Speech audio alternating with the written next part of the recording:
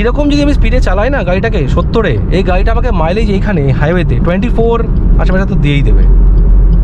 যেখানে 12 লাখ টাকার ভেতরে আপনার ভিক্টোরিয়া হয়ে যাচ্ছে, সেখানে কেন আপনি 18 লাখ 17 লাখ টাকা ইনভেস্ট করতে যাচ্ছেন? একদমই না, লস।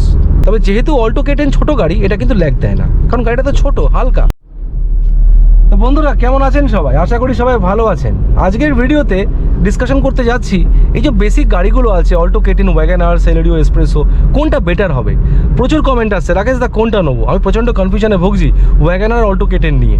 আমি একদম ইজি, একদম সোজা ভাষায় বলে দিচ্ছি, যদি মনে করেন গাড়িটাকে আমি বিক্রি করবো মোটামুটি 4-5 বছরের মধ্যে, তাহলে গো ফর ওয়াগনার। বিকজ ওয়াগনারের রিসেল ভ্যালু অনেক বেশি compare to Alto K10, because ওই গাড়িটা একটু বড়, লোকে নিতে পছন্দ করে বেশি। এবার যদি দেখেন যে বিল্ড কোয়ালিটি কোনটার বেশি বেটার, 100% বেটার অল্টো K10-এর। এটা কম্প্যাক্ট আর এটা গ্লোবাল ভ্যারিয়েন্ট। গ্লোবাল ভ্যারিয়েন্ট মানে এই স্টিয়ারিংটা বাদিকেও লাগানো যায় যখন এই গাড়িটা ফরেন এক্সপোর্ট হয়। কিন্তু ওয়াগনার কিন্তু ইন্ডিয়ান ভ্যারিয়েন্ট। ইন্ডিয়ান ভ্যারিয়েন্টের গাড়ির কিন্তু বিল্ড কোয়ালিটি কমজোর হয়, ঠিক আছে, হবেই কমজোর। এই জন্য যদি মনে করেন যে আমি গাড়িটাকে রাখবো বহু বছর, তাহলে পারে গো ফর অল্টো। বিকজ এই গাড়িটা কিন্তু আপনাকে বহু বছর রাখার পরেও কিন্তু গাড়িটা কোনো প্রবলেম দেবে না, ঠিক আছে। ওয়াগনারও দেবে না, কিন্তু ওয়াগনারের থেকে এটা খরচা কম বস, ঠিক আছে, কোনো রকম প্রবলেম নেই। এবার ওয়াগনারের কোনটা বেশি বেটার, কোনটা value for money? WagonR VXI 1 litre. ভুলেও কিন্তু যারা আমাকে জিজ্ঞেস করছেন দাদা 1.2-র মাইলেজ কতটা কম, অনেক কম, অনেক কম, হিউজ কম।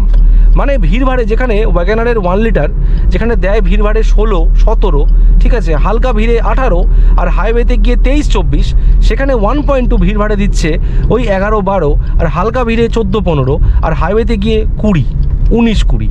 এতটা পার্থক্য আছে কিন্তু ওয়াগনার 1.2 আর 1 লিটারের মধ্যে। এই জন্য বলছি, যারা ভাবছেন আমার মাইলেজও লাগবে, একটা ভালো গাড়ি লাগবে, যে গাড়িটাকে আমি ডেলি চালাবো, রাফ ইউজ করবো, তাহলে গো ফর ওয়াগনার, ঠিক আছে। এবার যারা বলছেন যে আমি মাইলেজ কোনো অসুবিধা নেই, আমি চালাবো, তাহলে গো ফর 1.2 লিটার্স, কোনো অসুবিধা নেই। তবে হ্যাঁ, ওয়াগনারের 1.2 কিন্তু পাহাড় পর্বতের জন্য খুব ভালো, কারণ ওটাতে পিক আপ বেশি আছে। আর ওয়াগনারের একটা প্রবলেম বলে দিই, সেটা হচ্ছে স্টিয়ারিংটা রিসেন্টারিং হয় না, প্রথম থেকে হালকা হালকা ল্যাগ করে, নাম্বার 1। নাম্বার 2, ওয়াগনার একটু এসি ল্যাগ আছে। আর ওয়াগনার যখনই ফুল লোডেড গাড়ি হয় না, বিশেষ করে সিএনজি কথা বলছি, যারা ওলা উবেরে গাড়ি চালাচ্ছেন, তো ওয়াগনারের সিএনজিতে প্রচণ্ড বেশি পরিমাণে ল্যাগ আছে, যেটা কিন্তু অল্টো K10-এ নেই। বিকজ ওয়াগনার একটু বড় গাড়ি প্রথমত।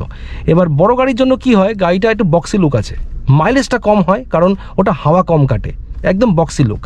তার জন্য গাড়িটাতে বডি রোল আছে, আর যে গাড়িতে বডি রোল থাকবে সেই গাড়িতে কিন্তু হালকা মাইলেজও ড্রপ খাবে। বোঝা গেল? চলেন আগের দিকে যাওয়া যাক। সুন্দর একটা পিক আপ গাড়ি না, টাটার জেনন। তো ওয়াগনার যদি নিতে চান, নিতে পারেন, সেটা 1 লিটার নেবেন, ঠিক আছে। আর পাহাড়ের জন্য কিন্তু 1 লিটার 1.2 লিটার দুটোরই কিন্তু মাইলেজ সেম টু সেম, কোনো পার্থক্য নেই। বিকজ পাহাড়ে গিয়ে কিন্তু আমাদের 1 লিটারও কিন্তু বাজে মাইলেজ দেয়, ওই জন্য গো ফর 1.2। যারা শুধু শিলিগুড়ি অঞ্চলে থাকেন তাদের জন্য বলছি, যারা দার্জিলিংয়ে থাকেন, শিলিগুড়ি থাকেন, ঠিক আছে, পাহাড়ি অঞ্চলের জন্য গ্যাংটক, সেখানে 1.2। আর যত গাড়ি ওখানে চলছে সব 1.2, কোনোটা 1 লিটার নয়। কেননা এই যে ফুল গাড়ি লোড করে কিন্তু পাহাড়ে গাড়ি ল্যাগ দেবে, ঠিক আছে। আর 1 লিটার কিন্তু প্রচণ্ড ল্যাগ করবে। তবে যেহেতু অল্টো K10 ছোটো গাড়ি, এটা কিন্তু ল্যাগ দেয় না, কারণ গাড়িটা তো ছোটো, হালকা, ওই জন্য অনায়াসে এই 1000 সিসি হয়েও কিন্তু গাড়িটা এরকম ফিল করে মনে হয় 1.2। এই গাড়িটার যে 1.2 লিটার দরকারই নেই, বিকজ এই 1 লিটারের যা পিক আপ আছে গাড়িতে, মানে এরকম চড়াই রাস্তা, সেখানে কিন্তু গাড়ি 2 নম্বর গিয়ারে উঠে যায়, 1 নম্বরও লাগে না, মানে ভাবা যায়। আর সেখানে টাটা কোম্পানির গাড়ি বাবা 1 নম্বরে গিয়ে চড়তে পারে না, নিক্সন চড়তে পারছে না 1 নম্বর গিয়ারে। আর চোখের সামনে হয়েছে, আমি বলারে তো ছিলাম, 1 নম্বর গিয়ারে চড়তে পারছে না গাড়ি। চিন্তা করতে পারছেন? এত ল্যাগ গাড়িতে, এই সামনে যাচ্ছে, প্রচণ্ড ল্যাগ। মানে যারা চালায়, যারা কেনে টাটা মোটরস, তাদের তো কোনো এক্সপিরিয়েন্স নেই, তারা তো জানে না অন্য গাড়ি কেমন হয়। তুমি যদি বিরিয়ানি না খাও, তাহলে কী করে বুঝবে বস বিরিয়ানির স্বাদটা কীরকম, তাই না? তুমি যদি ফ্রাইড রাইসকে চালিয়ে দাও, তাহলে তো বুঝতে হবে না বিরিয়ানির স্বাদটা কীরকম হয়। তো যারা নতুন চালাচ্ছে টাটার গাড়ি, তারা এই জিনিসটা বুঝবে না, ঠিক আছে। যারা একটা এক্সপিরিয়েন্স ড্রাইভার, এক্সপিরিয়েন্সটা কোনো দিন টাটা মোটরস দেবে না, কোনো দিন। আমাকে বলছে অন গড, মানে মাইদিবি করে বলছে, আমাকে যদি এই টাটা মোটরের গাড়ি বলে নতুন দিচ্ছি ভাই, তুমি এক্সচেঞ্জ করো ব্রেজার সাথে, নমস্কার, কোনো দিন না। কারণ আমি মারুতি চালিয়ে অভ্যস্ত, আমি জানি গাড়িটার স্পেশালিটি কী আছে, এর মানে এর অ্যাডভান্টেজ কী আছে, ঠিক আছে। সেগুলোর আশেপাশেও নেই টাটা মোটরস, আশেপাশেও নেই। ট্রেনে দেখায় নাকি? এবার যারা বলছেন যে রাকেশ দা ডিজায়ার নেবো নাকি সুইফট নেবো, ডিজায়ার আর সুইফট এই দুটো গাড়ির মধ্যে ডিজায়ার এগিয়ে, কারণ ডিজায়ারের বিল্ড কোয়ালিটি ভালো, ডিজায়ারের মাইলেজটা একটু কমেছে, কারণ গাড়িটা একটু ভারী হয়েছে। এছাড়া ডিজায়ারের কোনো প্রবলেম নেই, ভারী হয়েছে, মাইলেজটা কম তো দেবেই ভাই, সব কিছু একসাথে পাওয়া যায়, তাই না? তো যদি ভাবছেন যে আমি ডিজায়ার নেবো, নিয়ে নিন। আর ডিজায়ার নিলে কিন্তু অবশ্যই ডিজায়ারের এলএক্সআই নেবেন, ভেক্সআই নেবেন না, ঠিক আছে? আর ওদিকে সুইফট, আমি প্রথমে মানা করছিলাম সুইফট নিতে, কারণ সুইফট অনেক সেন্সার আসছিল, আমি ভেবেছিলাম কোনো প্রবলেম হতে পারে সেন্সারের জন্য, বাট সুইফটে কোনো রকম প্রবলেম নেই।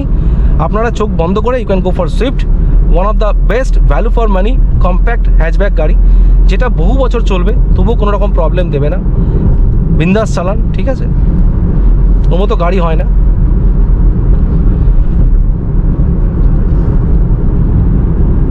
আমি অবাক হয়ে যাচ্ছি, নিশান ম্যাগনাইট বেশ ভালো সেল হচ্ছে, বিকজ গাড়িটা খুব ভালো। অনেক এরকম আছেন যারা ভাবছেন না আমি মারুতি নেবো না, অন্য কি ব্র্যান্ড নেবো, যারা ভুল করছেন i10 নিয়ে, ঠিক আছে? কেন জানি না আমি, আপনারা i10 কী করতে নিচ্ছেন, ওই গাড়িটার যে এত মেজর ইস্যুস আছে, আপনারা যখন জানবেন আর রিয়েলাইজ করবেন তখন পস্তাবেন। আমারই জানাশোনা অনেকে আছে যারা i10 চালাচ্ছে, ক্লাচের বিশাল একটা প্রবলেম, ক্লাচের, ঠিক আছে? ক্লাচের ইস্যু আছে, এসিতে ল্যাগ খায় গাড়ি, সাসপেনশন স্টিফ, জাস্ট গাড়িটার লুকস, ইন্টারনাল লুকসটাকে এরকম হাইফাই করে রেখেছে যারা অল্টো কেটেন দেখতে এসছে, বা তখন তারা দেখে হবে বাহ i10টা তো কি সুন্দর দেখতে, i10 নিয়ে নিই, ঠিক আছে? কিন্তু আমি এটা কোনো লিখে দিতে পারি আপনাদেরকে, এই ওয়াগনার, আর্টিগা যাচ্ছে সামনে, আর্টিগা কত পুরনো আর্টিগা, অল্টো কেটেন, এসপ্রেসো, এগুলো যেমন থাকবে আজ থেকে 10 বছর পরে গিয়ে, তার আশেপাশেও কিন্তু i10 থাকবে না, ঠিক আছে? i10-এ প্রবলেম আছে, ঠিক আছে? ভালো মতো প্রবলেম আছে, যাদের আছে তারা জানে। অনেকক্ষণ চালানোর পরে গাড়িতে ক্লাচ মনে হয় পায়ে ব্যথা করছে, ঠিক আছে? আমি তো চালিয়েছি i10, আমি জানি 15 মিনিট চালিয়ে পা ব্যথা করছে আমার, এরকম ক্লাচ এতটাই টাইট, মাখন নেই, মানে স্মুথনেস নেই। স্মুথ আছে গাড়ি, স্মুথ সেটা বলছি না, কিন্তু গাড়িতে প্রবলেম আছে বস, ঠিক আছে? বেটার গো ফর ওয়াগনার, ঠিক আছে? অনেক বেটার। আর কি মনে করছেন আপনারা এই i10-এর বিল্ড কোয়ালিটি খুব ভালো? একদমই ভালো না, এসপ্রেসোর মতো পাতলা পাপড়। ও দেখতে এমন করেছে গাড়িটাকে, দেখে মনে হচ্ছে খুব ভালো ওটার বিল্ড কোয়ালিটি, আদৌ না। কিন্তু i10-এর যে বিল্ড কোয়ালিটি আপনি 2 আঙুল দিয়ে টিপতে পারবেন, দ্যাপ করে। এবার অল্টো কেটেনের যে বিল্ড কোয়ালিটি এর থেকেও খারাপ, এর থেকেও খারাপ। শুধু অল্টো কেটেনের পার্থক্য হচ্ছে এর যে পেছনের যে ডিকিটা অনেকটা পাতলা, এছাড়া অল্টো কেটেনের পুরো বডিটা অনেকটা ইমপ্রুভ করেছে, অনেকটা। এখানে বেশি জোরে টানতে পারবো না, সামনে পুলিশ আছে, ক্যামেরা নিয়ে বসে আছে, আমি দেখলাম, ওই জন্য 80-র উপরে উঠতে পারবো না, 80 রাখতে হবে আমাকে, কিছু করার নেই। এখানেই আছে, দেখি না, সরে গেছে, এতক্ষণ ছিল এখানে। এইরকম যদি আমি স্পিডে চালাই না গাড়িটাকে 70-এ, এই গাড়িটা আমাকে মাইলেজ এইখানে হাইওয়েতে 24 আশেপাশে তো দিয়েই দেবে, ঠিক আছে? আরামসে।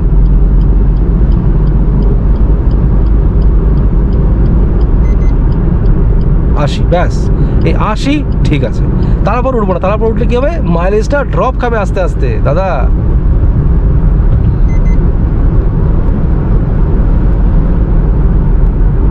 আর যদি আপনার রেগুলার ইউজ খুব বড় গাড়ি না হয়ে থাকে, তাহলে বড় গাড়ি থেকে যে কোনো লাভ নেই।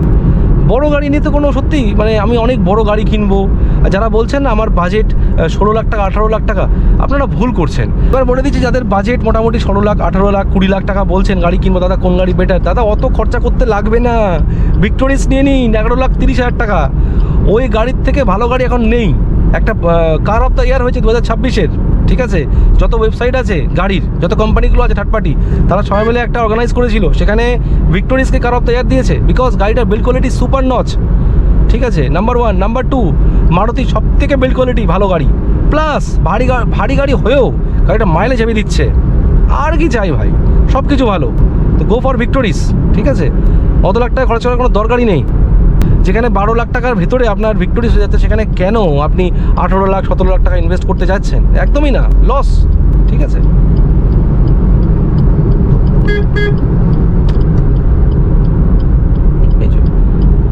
এখানে স্পিড লিমিট লিখে রেখেছে 80, কখনো এখানে কত আছে 85 না 65, বড় গাড়ি 65, ছোটো গাড়ি 80, কিন্তু কখনো আবার লিখে রেখেছে 50 সাইনবোর্ডে। কোনটা বিশ্বাস করবো? এখানে লেখা আছে 80, ওখানে লেখা আছে 50। আজব ব্যাপার ভাই। এইগুলো মাথায় রেখেই গাড়ি কিনবেন, খুব সাবধান। সবাই লোকে কিন্তু বসে আছে ঠকানোর জন্য, ঠিক আছে বস? লোকে বসে আছে ঠকানোর জন্য, একটু যদি এদিক ওদিক করবেন তো গেছেন পুরো ফুল লস। এখানে খুব ভয়ঙ্কর, সেদিনকে এখানে একটা অ্যাক্সিডেন্ট হয়েছে জায়গাটাতে একটা, এর আমরা আসতে গিয়ে, আমি ওখানে ছিলাম এদিকে মুখ করে। চলেন বন্ধু, দেখা হচ্ছে পরের ভিডিওতে। Till then take care, like করবেন, সাবস্ক্রাইব করবেন, বাই বাই।